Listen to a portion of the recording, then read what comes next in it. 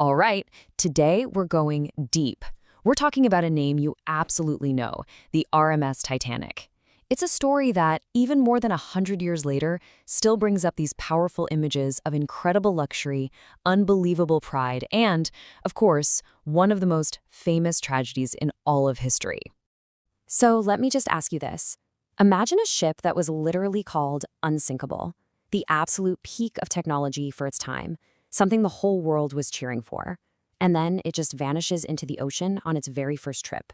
Sounds like a movie, right? But this isn't a what if. It's the real story of the Titanic. It all came down to this one single word, unsinkable.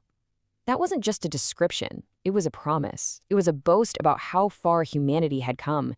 And pretty soon, it would become the most chilling, unforgettable piece of irony you can imagine. Okay, so before we can really get into the tragedy, you have to understand the dream. You have to understand what the Titanic actually was to people at the time. See, this was so much more than just a ship. It was a massive statement. At the time, it was the largest moving object ever created by people. It was basically a floating palace built by the White Star Line to be the undisputed king of the Atlantic crossing. And when I say luxury, I mean it was on another level. We're talking these huge, grand dining halls that could compete with the fanciest hotels in Paris or London. Gorgeous rooms, swimming pools, gyms, the whole 9 yards. But here's the key. On top of all that glamour, it was sold as being the absolute pinnacle of safety, which is what really fed into this idea that it was, well, invincible. So, with all that hype and all that confidence, the stage was perfectly set for its big debut. And that brings us to its first and, as it turns out, its very last journey. So the day comes, April 10th, 1912. The Titanic leaves the port in Southampton, England, on its way to New York City. You can just imagine the excitement. The whole world was watching. This was supposed to be the beginning of a brand new era. And on that ship were more than 2,000 people. And this wasn't just one group of people. It was like a snapshot of the entire world at the time. You had some of the richest business tycoons on the planet, and then down in third class, you had entire families who had scraped together everything they owned, all for the dream of starting a new life in America. Every single person had a story. For the first 4 days, everything was perfect, smooth sailing. But as the Titanic powered its way through the freezing cold waters of the North Atlantic, that dream was about to turn into a complete and utter nightmare. Let's get to the moment it all went wrong. And the crazy part is how fast it all happened. On the night of April 14th, the ship got several warnings about icebergs up ahead. But there was pressure to make good time, to set a record, so they kept flying along at a really high speed. Then, at 11:40 p.m., the lookout spots it. A huge mountain of ice right in their path. They tried to turn, but it was just too big and way too late. Now, the ship didn't smash into it head-on. It was actually more of a long, grinding scrape along the side. But that scrape popped open rivets and created a bunch of holes below the waterline. And here's the fatal flaw. The ship was built to float if 4 of its watertight compartments flooded, but the iceberg breached 6 of them. Water just started pouring in. And for most people on board, they barely felt a thing, maybe a little shudder. They had no idea their unsinkable ship had just been dealt a mortal blow. Down in the engine rooms, the designers and the crew, they knew almost immediately.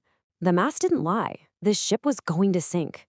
And once that horrifying realization started to spread, the final, terrifying hours of the disaster began. And this, right here, is probably the single biggest failure of the whole story. You've got around 2,200 people on the ship, but there are only enough lifeboats for about half of them. Now, believe it or not, this was actually legal back then.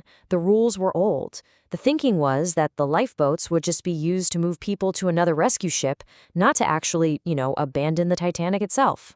No one thought that was even possible. As the front of the ship started dipping lower and lower into the freezing water, the evacuation turned desperate and chaotic. The famous order was given, women and children first. And this led to just awful, heartbreaking scenes of families being literally ripped apart on the deck. In all the confusion, some lifeboats were lowered that were only half full, while hundreds and hundreds of people were left behind on the tilting ship. The final human cost was it's hard to even fathom. Over 1,500 people died that night. They either went down with the ship or froze to death in the impossibly cold North Atlantic water. To this day, it's one of the deadliest disasters at sea during peacetime.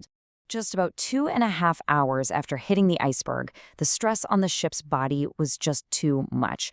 With a sound that witnesses said was like thunder, the massive Titanic broke in two.